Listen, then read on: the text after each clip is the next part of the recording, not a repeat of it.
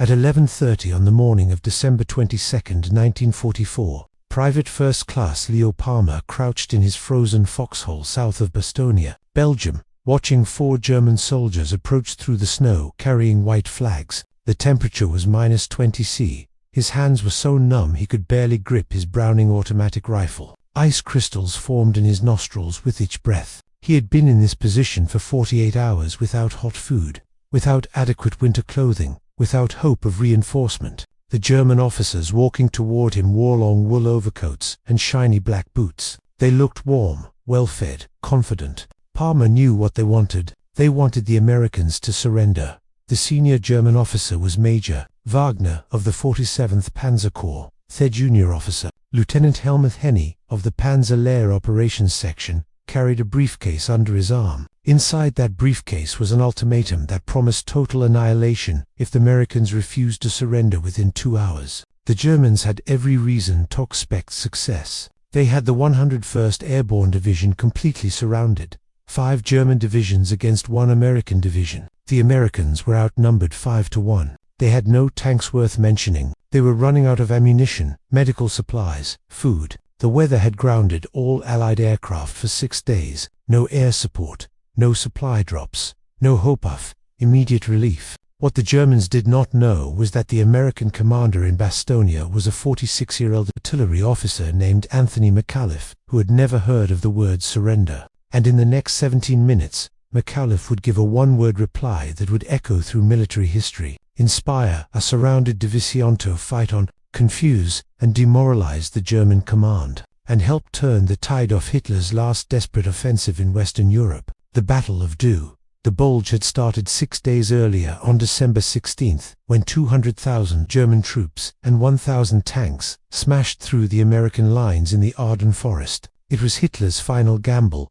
a massive surprise offensive designed to split the Allied armies, recapture the port of Antwerp, and force the Western Allies to negotiate a separate peace. Hitler had scraped together his last reserves, pulled veteran divisions from the Eastern Front, collected every operational tank and assault gun he could find. Boys of 16 and men of 50 were pressed into service. This was Germany's last chance to avoid total defeat. The German build-up had been masterful. Units moved only at night under radio silence. Horses pulled artillery to avoid engine noise. Thiers-Macar concentrated 3 armies in the Ardennes, opposite the weakest part of the American line. They achieved what military professionals call operational surprise. The attack achieved complete tactical surprise. American intelligence had failed to detect the German buildup. Ultra-intercepts had dried up because the Germans were maintaining radio silence. Aerial reconnaissance was hampered by bad weather. Ground patrols reported increased activity, but were dismissed as nervous imagination. The frontline units in the Ardennes were their inexperienced divisions, getting their first taste of combat, or exhausted divisions sent there to rest.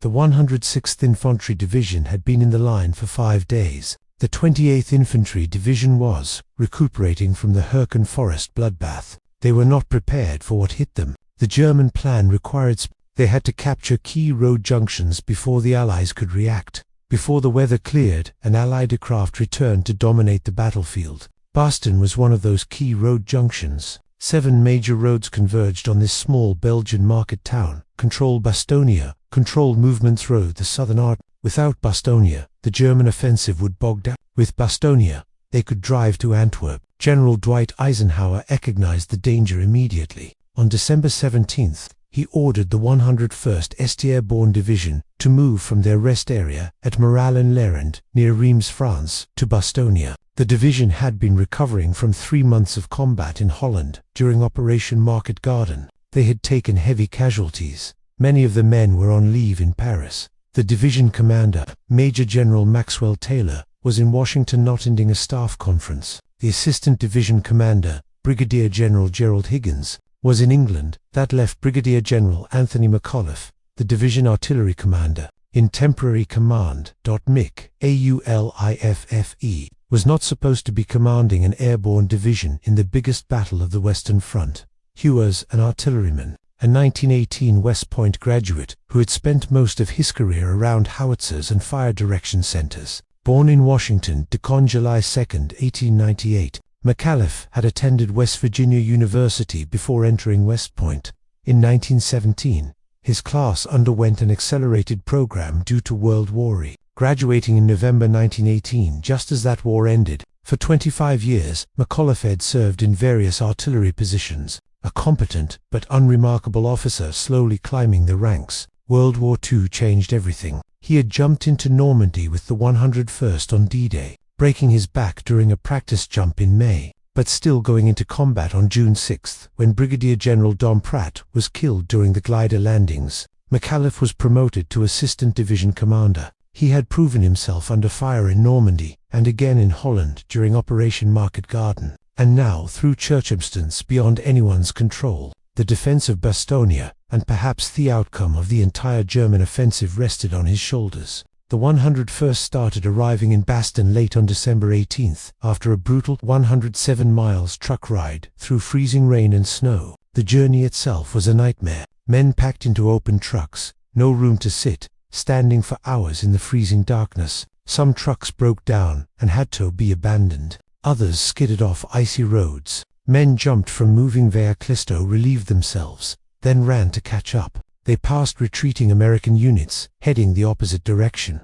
Defeated troops, warning them to turn back, that the Germans had tigers, panthers, entire divisions. Thepra troopers ignored them and pressed on. They came without proper winter clothing. The division had been resting, refitting, expecting to spend Christmas in camp. Many men lacked overcoats, winter boots, or gloves. They wore summer uniforms with field jackets, gumboots that would freeze solid, thin gloves that offered no protection against frostbite. Some wrapped their feet in burlap sacks, others stuffed newspapers inside their jackets for insulation. They had been told this would be a short deployment, a few days at most. They would stop the Germans, hand over to relieving units, and return to camp. No one expected to be surrounded. No one expected to be under siege. No one expected what was about to happen. By December 20th, German forces had cut all roads leading into Bastogne.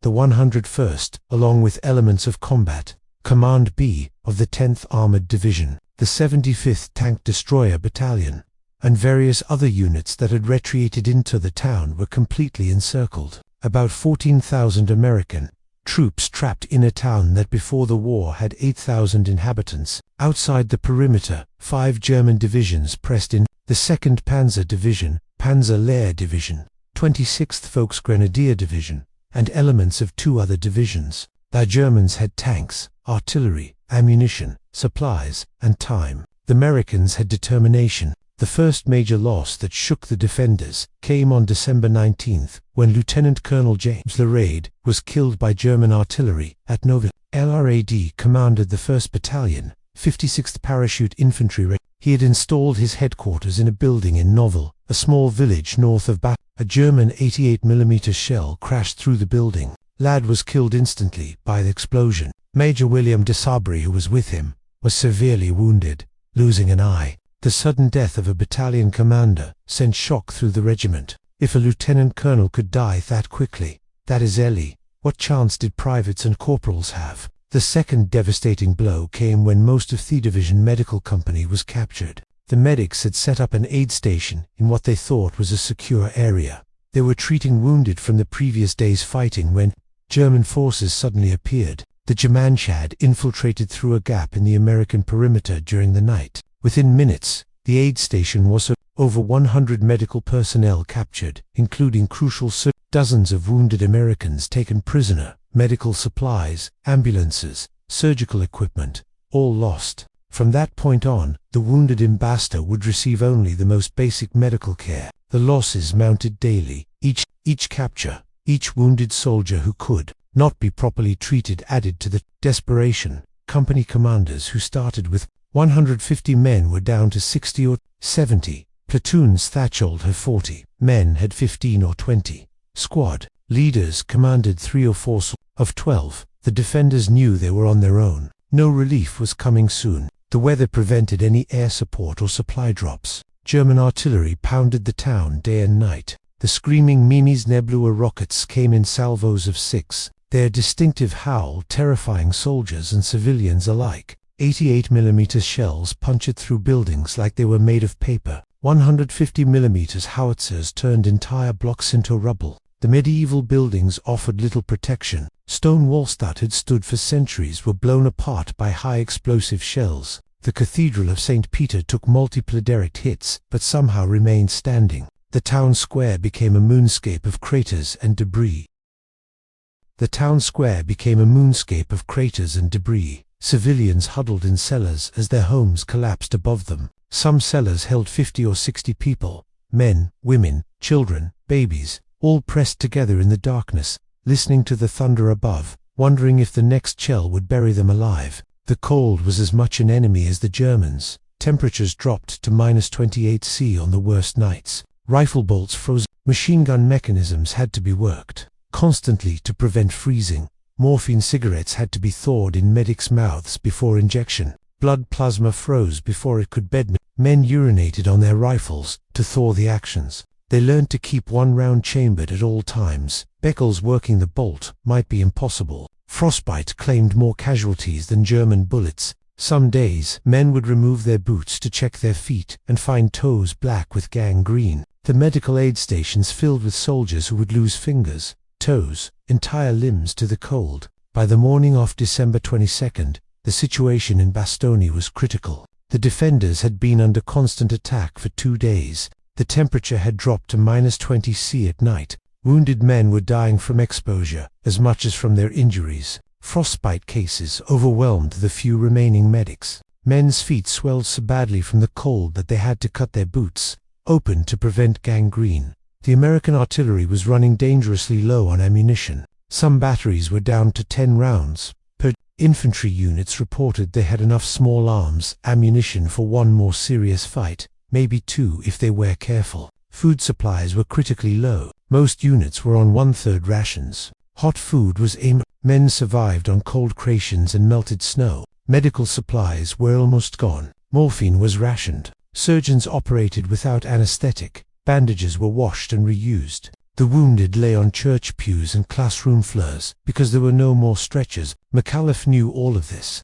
He visited its frontline units every day, driving through artillery barges in his jeep, walking the perimeter, checking positions, talking to the men. He saw the exhaustion in their faces, the hunger, the cold, the fear. He saw 18-year-old privates with feet so swollen from frostbite they could barely walk. He saw sergeants who had not slept in for days, still directing their men, still fighting. He saw lieutenants 2,223 years old, commanding companies because all the captains were dead or wounded. He saw all of this, and he knew he could not hold much longer without relief. That was the situation when the 4 Germans approached Palma's position at 11:30 on December 22nd. Palma did not know what to do. Enemy soldiers approaching under a white flag that was not in the training manual. Staff Sergeant Carl Dickinson, who had been manning a position nearby, took charge. He called the Germans over. Lieutenant Hankey, who spoke perfect English, explained they had a written message for the American commander.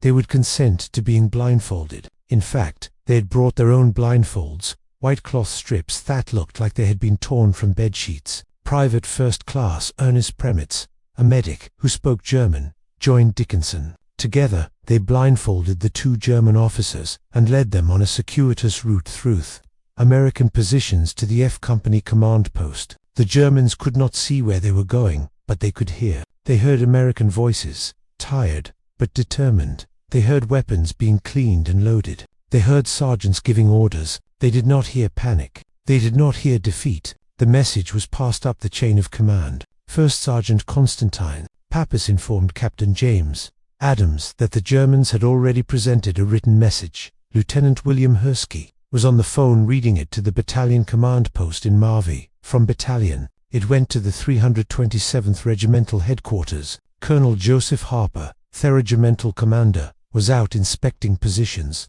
Major Alvin Jones, Theregimental Operations Officer, took the message and drove to division headquarters. It reached McAuliffe at 11:45. He was in the headquarters basement in the Plumsey Barracks, a cold damp stone room that smelled of mildew and cigarette smoke. Maps covered the walls, marked with red and blue symbols showing enemy and friendly positions. Radio operators hunched over their sets, trying to maintain communication with the scattered units. Staff officers worked at wooden tables lit by kerosene lanterns because the electricity had been cut 2 days earlier. Lieutenant Colonel Ned Moore, the acting chief of staff, entered McAuliffe's sleeping quarters and woke him. "The Germans have sent some people forward to take our surrender," Moore said. McAuliffe, still groggy from sleep, sat up and said, "Oh nuts." Moore handed him the German message. It was typed on 2 sheets, one in English, one in German. The diacritical marks on the German copy had been entered by hand, suggesting it was typed on an English typewriter.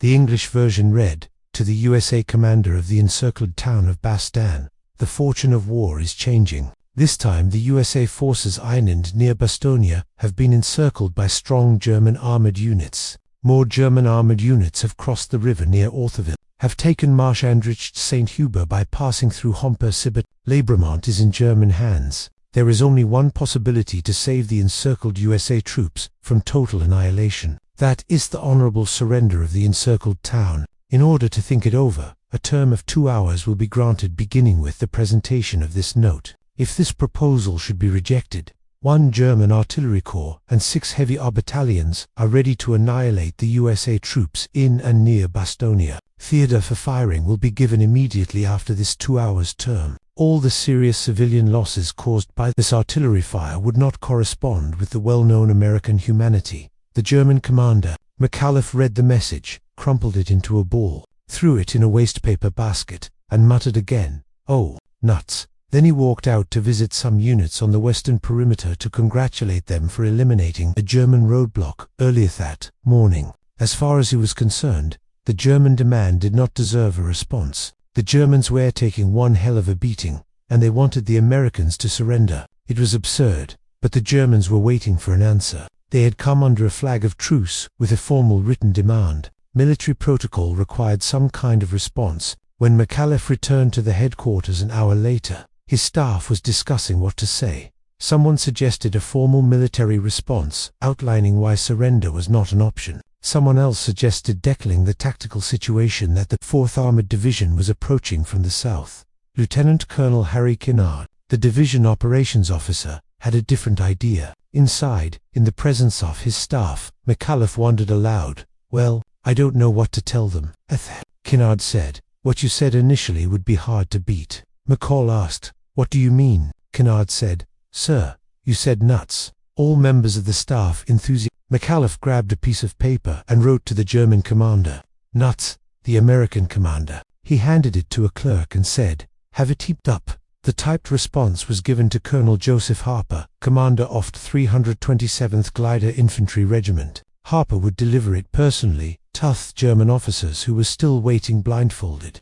In the woods adjacent to the F Company foxhole-looked post, Harper took Private First Class Premetz with him as an interpreter. When they reached the German officers, Harper handed the message to the blindfolded Major Wagner, putting it in his hand. Hank asked if the reply was written or verbal. Harper said it was written. Hanky asked about the contents of the message because if it was affirmative, they were authorized to negotiate further. Harper said the reply consists of a single word, nuts.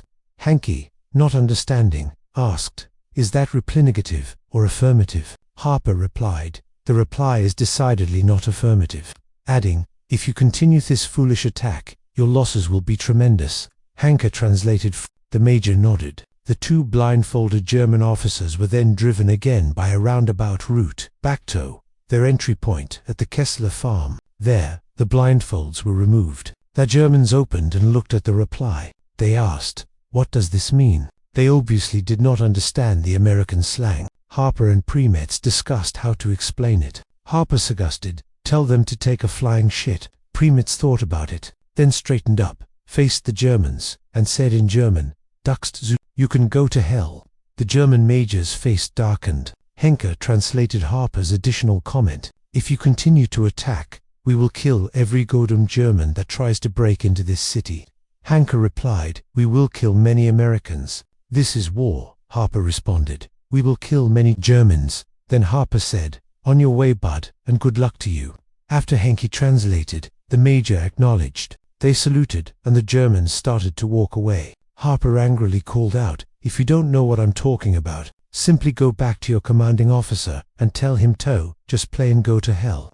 As the German major passed Palma's position, he threw down his blindfold.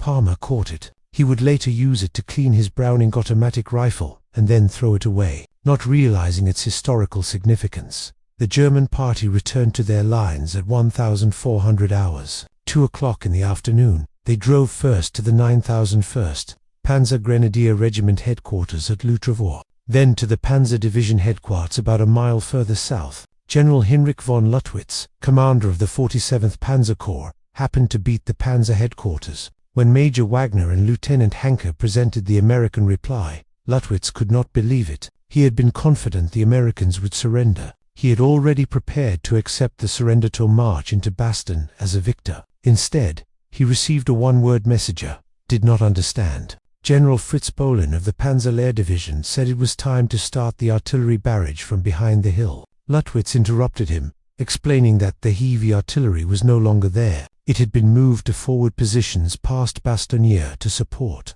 the drive toward Meuse River. The 6 heavy anti-aircraft battalions mentioned in the ultimatum were fabrication. Luttwitz had been bluffing, trying to intimidate the Americans into surrendering without a fight. When Thebloff was called, he had nothing. The promised massive artillery barrage never. Word of McAuliffe's response spread through the American lines within. Soldiers who had been on the edge of despair suddenly found new energy. If General thought the situation was nuts, not desperate, then maybe they could hold out. If the Kommandant could tell the Germans to go to hell when surrounded and outnumbered 5-1, then by God they could keep fighting. The story grew with each telling. Some said McAuliffe had torn up the surrender demand. Others said he had a much stronger language than nuts. But everyone understood the message. No surrender. Not now. Not ever. Vincent Vicari, McAuliffe's personal aide, would later confirm that nuts was exactly what the general said. General Mack was the only general I ever knew who did not use profane language, Vicari recalled. Nuts was part of his normal vocabulary. When asked years later about the famous reply, Vicari said it perfectly captured McAuliffe's personality, direct, unpretentious, and absolutely determined. The effect on German morale was equally significant but opposite. German soldiers had been told, the Americans in Bastogne were finished, that surrender was inevitable. The offensive depended on speed, on crushing resistance quickly and moving on. Every day Bastogne held was another day the German timetable slipped. Another day for Allied reinforcements to arrive. Another day closer to Thruether, clearing and Allied aircraft returning. When word spread that the Americans had rejected the surrender demand with a single incomprehensible word, German soldiers began to wonder what kind of enemy they were facing.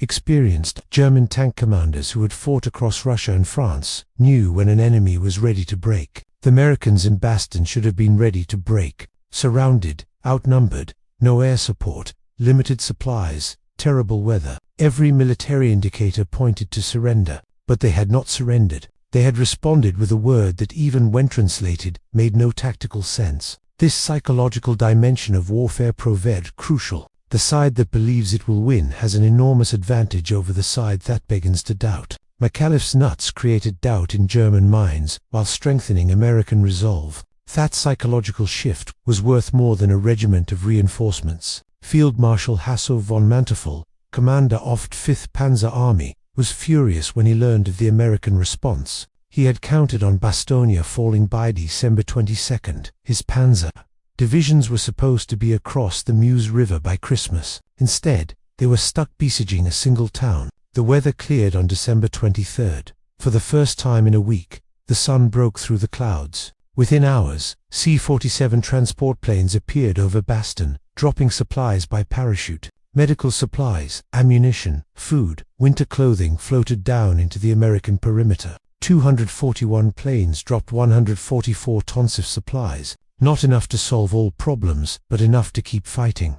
More importantly, the clear weather meant Allied fighter bombers could return. P-47s roared over German positions, dropping bombs, firing rockets, strafing anything that moved. On Christmas Eve, McAuliffe issued a message to his troops. He sat in the cold basement headquarters, typing on a battered typewriter by candlelight. Outside, German Luftwaffe bombers were making their nightly run. The building shook with each explosion. Plaster dust drifted from the ceiling. McAuliffe typed steadily, choosing each word carefully. He told them about the German surrender demand, and his reply. "What's merry about all this, you ask?" He wrote, "We're fighting. It's cold. We aren't home." All true. But what has the proud Eagle Division accomplished with its worthy comrades? The 10th Armored Division, the 75th Tank Destroyer Battalion, and all the rest. Just this: we have stopped cold everything that has been thrown at us from the north, east, south, and west. We have identifications for German panzer divisions,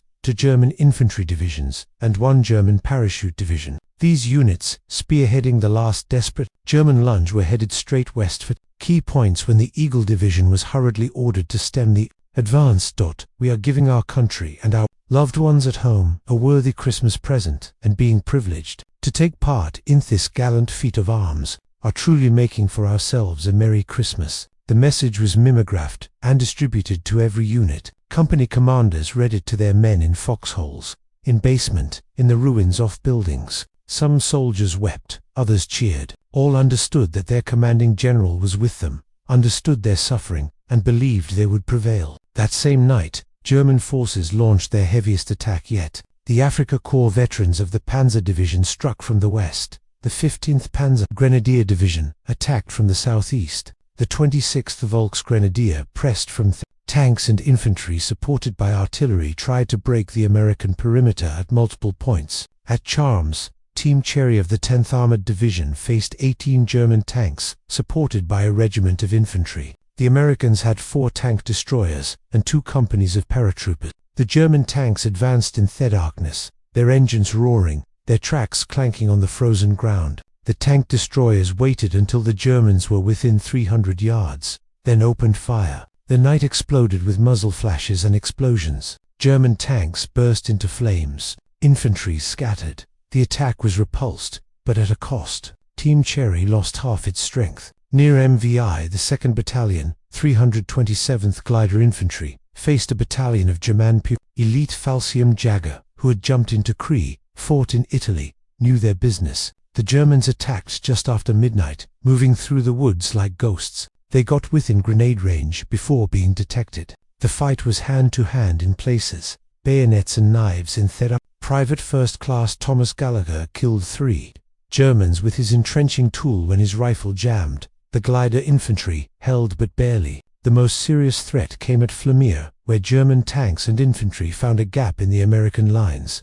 They poured through, heading straight for Bastogne. If they broke through, the entire defense would collapse. McAuliffe scraped together his last reserve, a provisional company of cooks, clerks and walking wounded. They were led by Major William Dubry, who had been wounded at Norville but refused evacuation. With bandages covering one eye, derailed this unlikely force into battle. They met the Germans in the woods outside Bastogne. The cooks and clerks fought like veterans. They had heard about nuts. They knew what it meant. No surrender, no retreat. They held the Germans for 3 critical hours until reinforcements arrived. When dawn came, 42 German bodies lay in the snow. The provisional company had lost 18 men, but they had saved Bastogne. On December 26th, the lead elements of the 4th Armored Division broke through to Bastogne. Lieutenant Colonel Creighton Abrams, commanding the 37th Tank Battalion, personally led the attack that opened a corridor to the surrounded town. Captain William Dwight, commanding the first tanks to enter Bastogne, found McAuliffe and asked, "How are you, General?" McAuliffe replied, "Gee, I'm mighty glad to see you." The siege was broken. Bastogne had held. General George Patton arrived soon after, and on December 30th awarded McAuliffe the Distinguished Service Cross. But McAuliffe's modesty was evident. He insisted the real heroes were the paratroopers and soldiers who held the perimeter, the medics who treated wounded without supplies, 30 Larry men who made every shell count. His response meant nothing without their willingness to keep.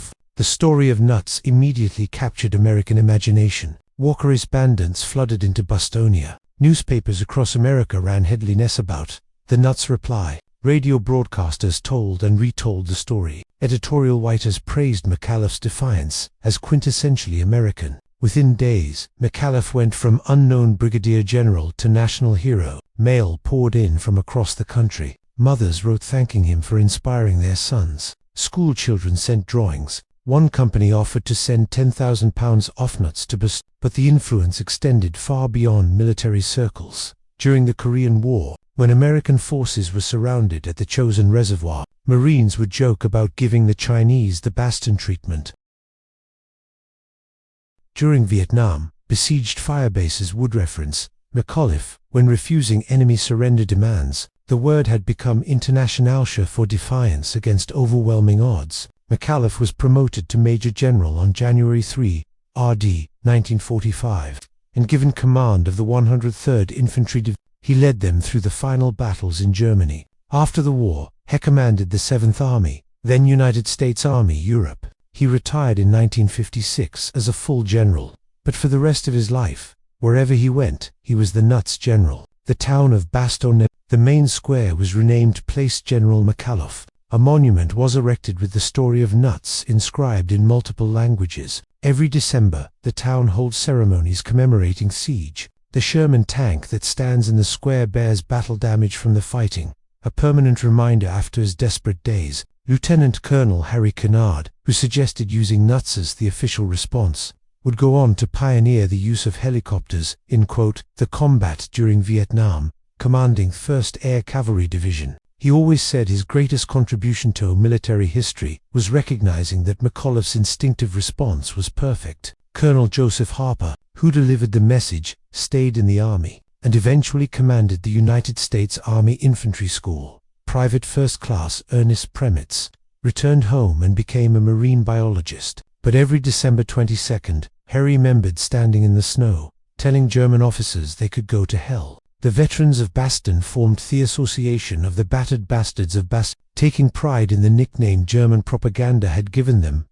They held reunions every year, growing older, fewer, but never forgetting. Staff Sergeant Joseph Roganoff, the 5002nd Parachute Infantry Regiment, was checking his men's positions when word spread about McAuliffe's response. His men were exhausted, freezing, almost out of ammunition. He thought they would. Then he heard about nuts. It was like someone turned on a light in a dark room, he said later. Private William Sakanicus of the 327th Glider Infantry was wounded, lying in a church being used as an aid station when a medic told him about the surrendered man and McAuliffe's response. The church was St. Peter's, its stained glass windows blown out, snow drifting through the gaps. Wounded men lay in rows on the stone floor, some moaning, others silent. The smell of blood, gangrene, and human waste filled the air. Despite the pain from shrapnel in his leg, Sakanicus smiled. That's our general, he thought. We're surrounded, bleeding, freezing, but we're telling them to go to hell.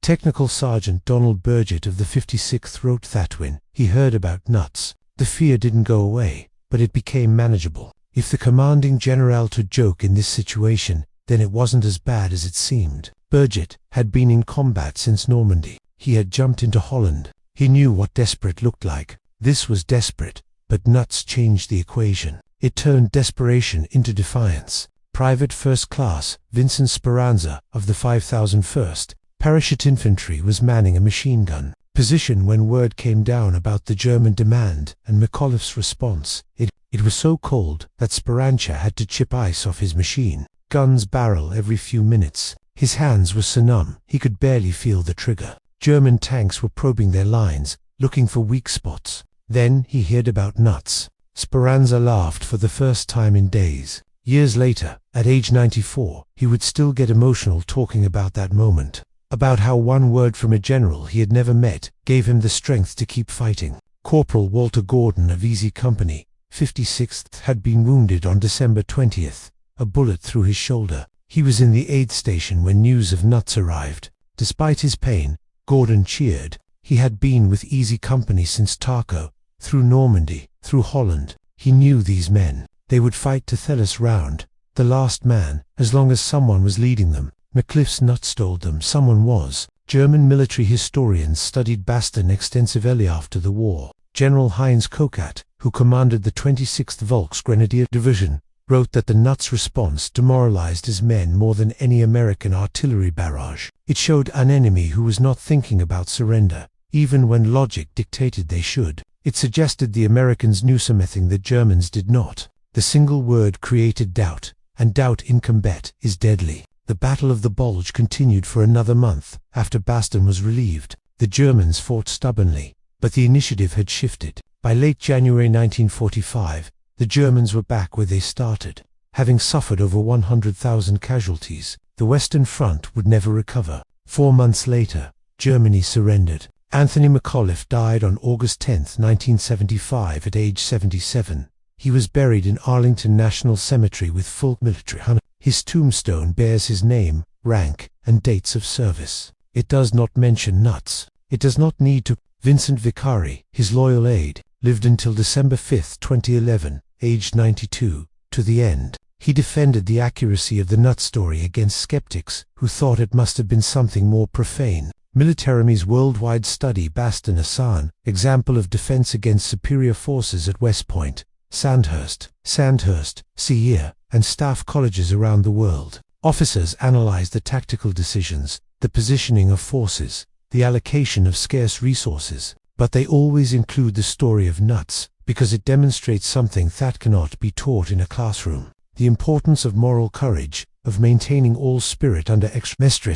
of understanding that sometimes victory comes not from superior tactics or equipment, but from simply refusing to quit. Young officers are taught to examine the correlation between morale and combat effectiveness. Studies show that units with high morale can overcome odds of 3-1 or even 5-1, as Bastogne proved. They learned that leadership in crisis is not about managing resources, but about managing fear, doubt, and despair. McAuliffe managed all three with a single word. The story has been told in countless books, documentaries, and films. The 1949 movie Battleground with Van Johnson and Ricardo Montalban brought Bastogne to American theaters. The scene where the German demand arrives and word spreads about nuts became one of their most famous moments in war cinema. Band of Brothers, the 2001 HBO series, devoted 2 episodes to Bastogne, showing how McAuliffe's defiance filtered down to the individual foxhole. But perhaps the most powerful testament comes not from Hollywood but from the veterans themselves.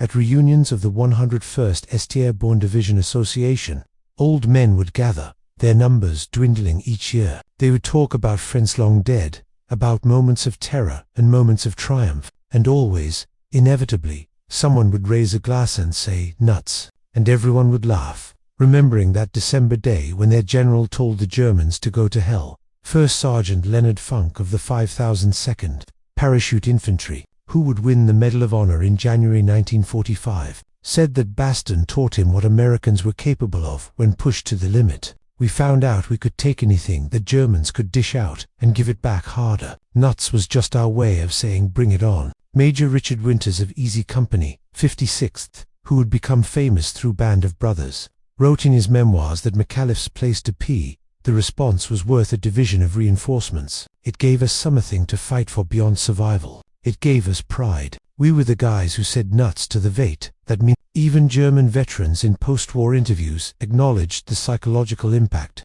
General Major Heinz Koket, who commanded the 26th Volksgrenadier Division at Bastogne, admitted that the American response baffled and demoralized his troops. "We could not understand an enemy who would joke when surrounded. It suggested they knew something we did not. It made us hesitant, uncertain. In war, uncertainty's fatal." The influence extended to other conflicts, other armies. During the 1948 Arab-Israeli War, when the Jewish quarter of Jerusalem was surrounded, the defenders' explicit life-run specific. During the Korean War, when the 1st Marine Division was surrounded at the Chosin Reservoir, Marine Commander General Oliver Smith said, "Retreat, hell. We're not retreating. We're just advancing in a different direction."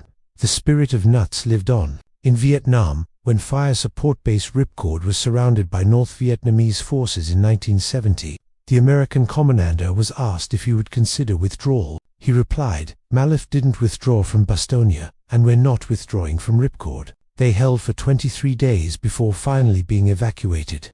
The tradition continued in Iraq and Afghanistan, where surrounded outposts would paint nuts on their walls. A connection across generations to that December day in Belgium. Today, 79 years later, the story endures. Bastogne has become a place of pilgrimage. Veterans return now in their 90s, or represented by children and grandchildren. They walk the parameter where young men held the line. They stand in the square where McAuliffe's statue looks out over the town he saved. They visit the War Museum where McAuliffe's uniform is displayed, along with the typewriter that produced the famous message. The Bastogne War Museum opened in 2014 for the 70th anniversary.